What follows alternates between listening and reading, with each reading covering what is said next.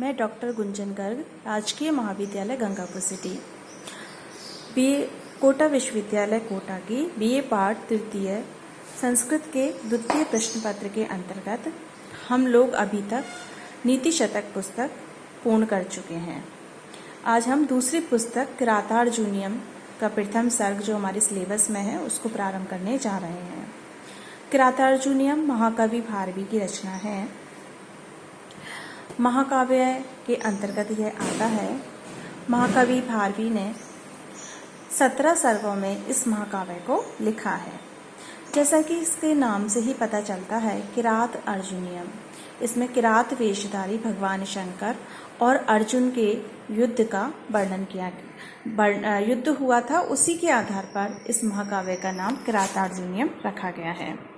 महाकवि भारवी लगभग 6ठी शताब्दी के लगभग हुए हैं। यह उनकी सर्व प्रमुख विशेषता है उनका अर्थ गौरव, इसलिए संस्कृत साहित्य में प्रसिद्ध है भारवेर अर्थ गौरवम।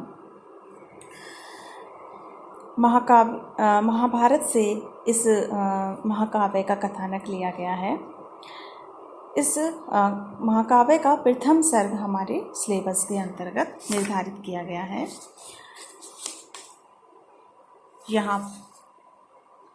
यह महाकाव्य बृहत्त्रयी में विशिष्ट स्थान रखता है।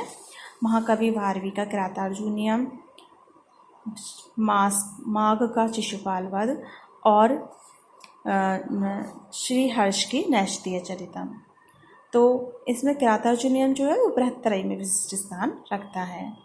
अब हम प्रथम सर्ग की विषय वस्तु के बारे में विचार करते हैं। इस प्रथम सर्ग में जो एक वनेचर है वो युधिष्ठिर की तरफ से दुर्योधन की शासन व्यवस्था को जानने के लिए गया था। वास्तव में यह जो दुर्योधन आदि जो पांडव हैं उनको अज्ञातवास में रह रहे थे और जो दुर्योधन है वो शासन कर रहा था। तो उस समय की बात है।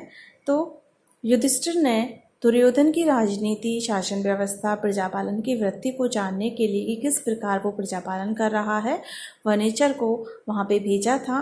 वह वनेचर सब कुछ जान करके वहाँ दुर्योधन की शासन व्यवस्था को सब कुछ जान करके राजा युधिष्ठिर के पास द्वैत वन में आता है और वहाँ की दुर्योधन की जो नीतियाँ हैं उनका भली भांति वर्णन करता है।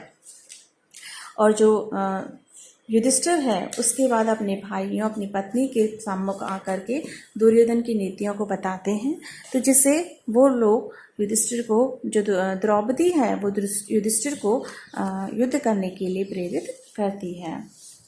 इसके प्रथम सर्ग के प्रथम श्लोक को हम आज पढ़ने जा रहे हैं।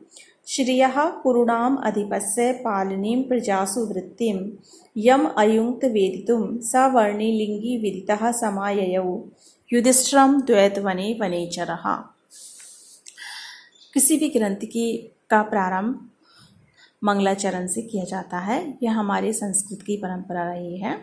तो मंगलाचरण का मूल प्रयोजन यही होता है कि हमारा जो ग्रंथ है या कोई भी कार्य जो है उसका जो निर्माण है वो निर्विघ्न हो, बिना किसी विघ्न के वह पूर्ण हो। उसी उद्देश्य को हृदय में रख कर के महाकवि भारवी ने भी इस श्लोक का प्रारंभ श्री शब्द से किया है, जो कि लक्ष्मी का प्रतीक है। आगे हम बढ़ते हैं।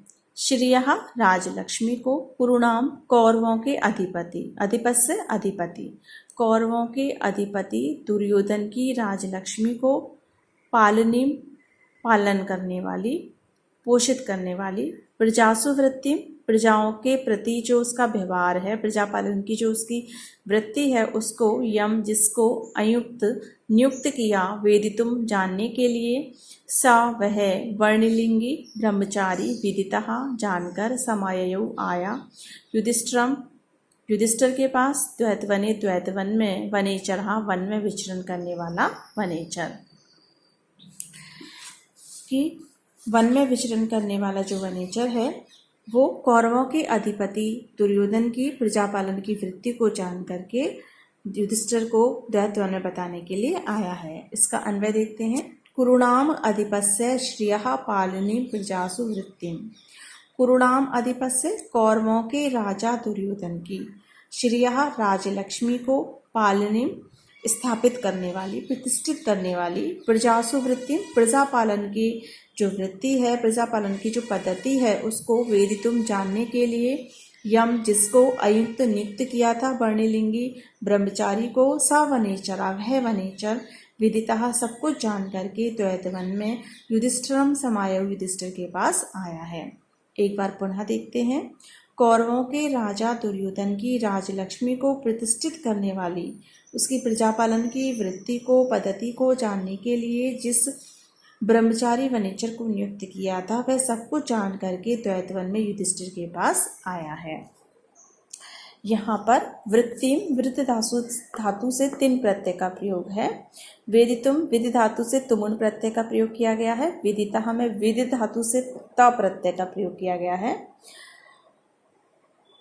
यहाँ पर वंशस्थ छंद का प्रयोग किया गया है और अनुप्रास अलंकार की छटा हम यहाँ पर देख सकते हैं।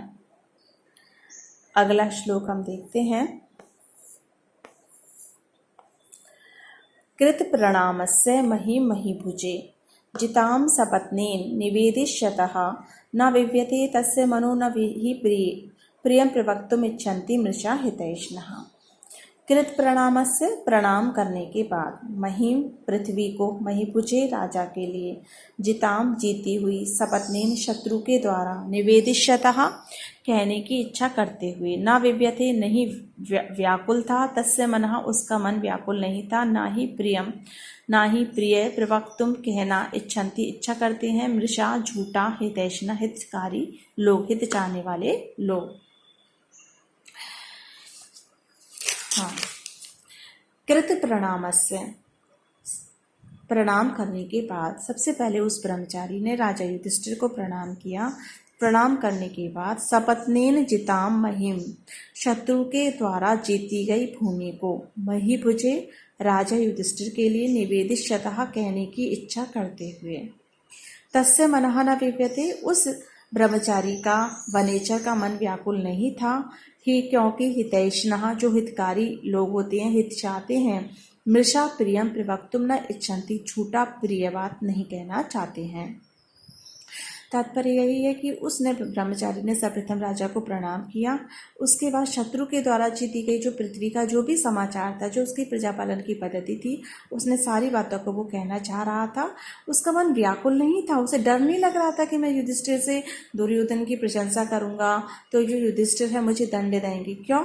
क्योंकि वास्तव में जो हितकारी लोग होते हैं वो जो सही गलत जो बात होती है उसको साफ साफ बता देते हैं। उनके मन में भय नहीं होता है क्योंकि उनका हृदय साफ होता है।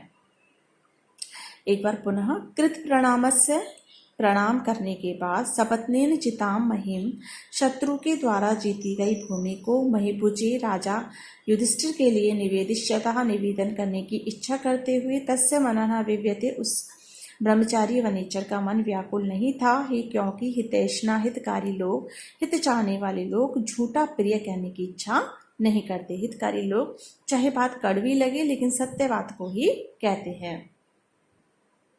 जिताम जी धातु से ता प्रत्यय का प्रयोग है। हितैषिणः हित प्लस ऐषिणः वृद्धि संधि की गई है। प्रवक्तुम पिर उपसर्ग वश धातु वच या ब्रू धातु से तुमुन प्रत्यय का प्रयोग किया गया है। निवेदिष्यतः नि उपसर्ग विधि धातु से क्षत्रिय प्रत्यय का प्रयोग किया गया है। यहाँ पे प्रस्तुत श्लोक में वंशस्थ छंद ही पूरे सर्ग में चला है यहाँ पर, और यहाँ पर अर्थांतर न्यास अलंकार भी हम देख सकते हैं क्योंकि नीचे की पंक्तियों में एक सूक्ति का प्रयोग हम यह मान सकते हैं। आज की कक्षा में हम इतना ही पढ़ेंगे, आगे की कक्षा में हम कल पढ़ेंगे।